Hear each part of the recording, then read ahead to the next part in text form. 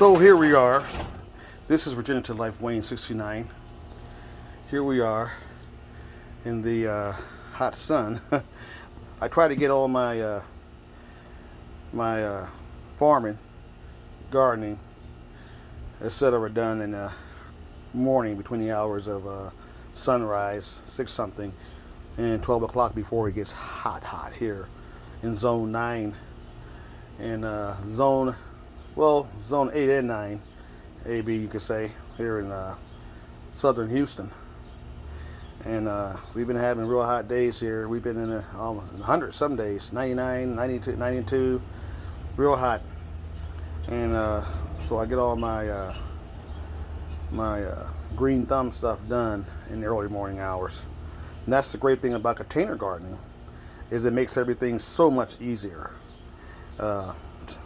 than traditional growing food in the ground. It cuts the labor. I'm going to say, man, it cuts it by, I'm going to say by 75%.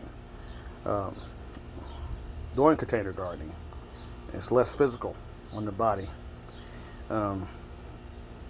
So here we are, filling the dragon fruit pot here up, and you can see my custom-made dragon fruit trellis I made with very thick PVC. The thick grade one is PVC.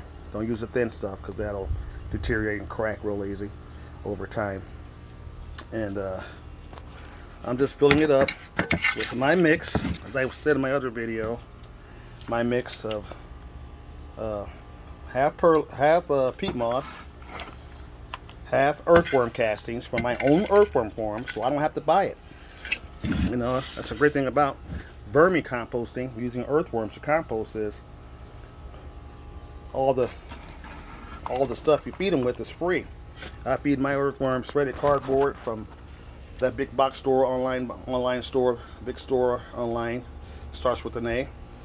Shred that up. I use used coffee grounds and some used coffee grounds, and I use all my vegetable scraps and waste from me juicing. I juice a lot, so all that goes into my big worm farm bin. Use shredded cardboard and used coffee grounds, and that's it. My worms eat that cardboard. They love it. Eat the vegetable waste from my juicing and my straps from the vegetable straps. You don't put any meat in there. And the used coffee grounds I get from Starbucks and those guys, local coffee stores, for free. And they turn it into rich earthworm castings. And I put that right back in here, or right into my other big garden, my big wick and grow beds in the other section of my food forest. So I'm going to finish filling this up. Then I'm going to go ahead and plant 2 cuttings. In this one, I only put 2 cuttings in these 15-gallon pots of dragon fruit. Give them plenty of room to grow and last in there for years.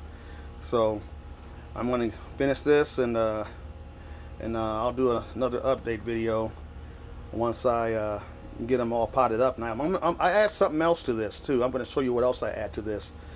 Right around the plant, when I'm planting new plants, I always add something else. I'm going to show you what I add. One of my other organic fertilizers I add. I don't put it in a mix. I also put biochar in here. I forgot. I also put biochar in my soil mixes. I didn't put any in here because I ran out, actually. But you put biochar in here, and that's also good for the plants. So I use half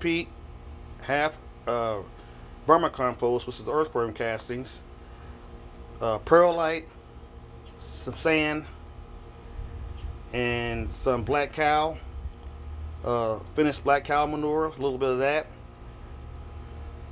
and the biochar, and I mix it all together. And that's how I get my very good organic soil mix. You know, like I said, you shouldn't be buying those big bags of compost from these box stores and planting your stuff right in compost, because compost is what it is. It's compost.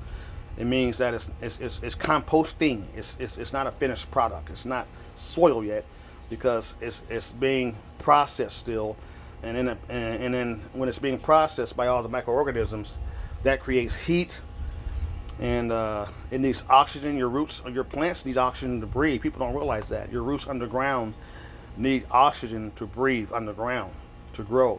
So if you're planting in straight compost, the compost is still alive. It's still eating lots of oxygen, and it's starving your roots of that oxygen. And eventually, that compost turns into a dark sludge, and your roots just rot. And eventually, your plants will die in that. So, don't plant in compost. Let it finish, being processed by the earthworms and the micro and macroorganisms. Let it turn into beneficial, good soil, and then you plant in it. Then you plant in that soil. Or you do this. You do this. And I learned that over the years after